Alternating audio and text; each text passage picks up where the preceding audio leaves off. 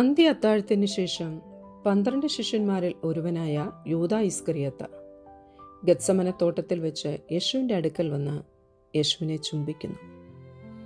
നമുക്കറിയാം, ഊഷ്മളമായ ഹൃദയപൂർവമായ സ്നേഹം പ്രകടിപ്പിക്കുന്നതിനുള്ള ഒരു രീതിയാണ് ചുംബനം. എന്നാൽ നാം പിന്നീട് കാണുന്നത് യൂദായുടെ ചുംബനം സ്നേഹം കൊണ്ടല്ല, വെറും നാട്യമായിരുന്നു എന്നാണ്.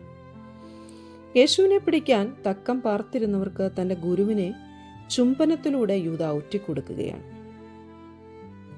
കപടമായ ഒരു സ്നേഹമാണ് നാം അവിടെ കാണുന്നത്.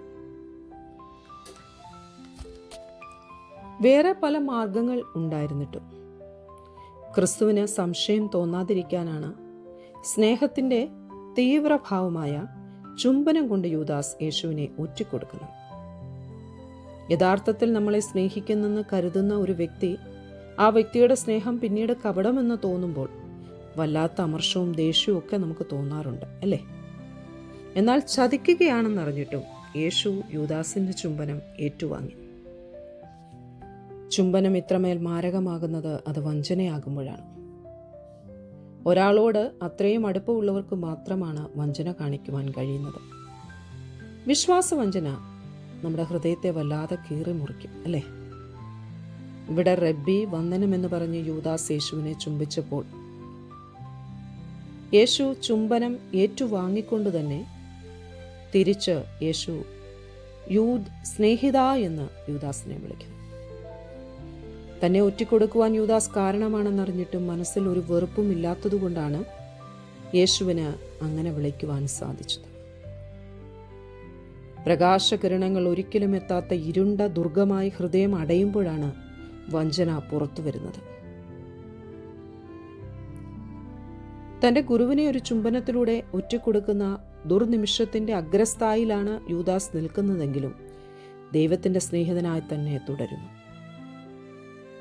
യൂദാസ് എന്ന പേര് വഞ്ചനയുടെയും ലാഭേച്ഛയുടെയും ഗുരുനിന്ദയുടെയും പര്യായമാകുന്നതോടെ ചരിത്രത്തിൻ്റെ ഏടുകളിൽ യൂദാസ് എന്നും ഒറ്റുകാരനായി നിലകൊള്ളുന്നു.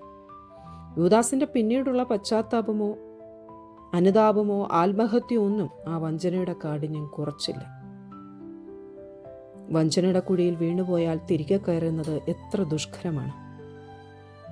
താൻ ഒറ്റിക്കെടുക്കപ്പെടുമെന്നും കുരിശിൽ തറയ്ക്കപ്പെടുമെന്നും യേശുവിന് അറിയാമായിരുന്നിട്ടും യേശു പോലും ആ വഞ്ചനയിൽ ഒരു നിമിഷം മനം നൊന്തുപോയി കാണും. എന്നെ ഒറ്റിക്കൊടുക്കാനിരിക്കുന്നവൻ ജനിക്കാതിരുന്നെങ്കിലെന്ന് യേശു വിലപിച്ചത് ഒരു പക്ഷേ അതുകൊണ്ടായിരിക്കണം. നമ്മുടെ കുടുംബജീവിതങ്ങളിലായാലും സുഹൃത്ത് ബന്ധങ്ങളിലായാലും സമൂഹത്തിലായാലും സ്നേഹത്തിൻ്റെ കപടതയുടെ മുഖംമൂടികളാണ് നാം പലയിടത്തും കാണുന്നത്. സ്നേഹം കപടത നിറഞ്ഞതാണോ ആത്മാർത്ഥത ഉള്ളതാണോ എന്ന് തിരിച്ചറിയാൻ പറ്റാത്തൊരവസ്ഥ.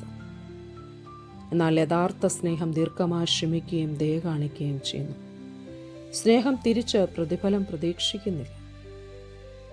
സ്നേഹത്തിൽ സ്വാതന്ത്ര്യമുണ്ട്. സ്നേഹം സകലതും സഹിക്കുന്നു, ക്ഷമിക്കുന്നു.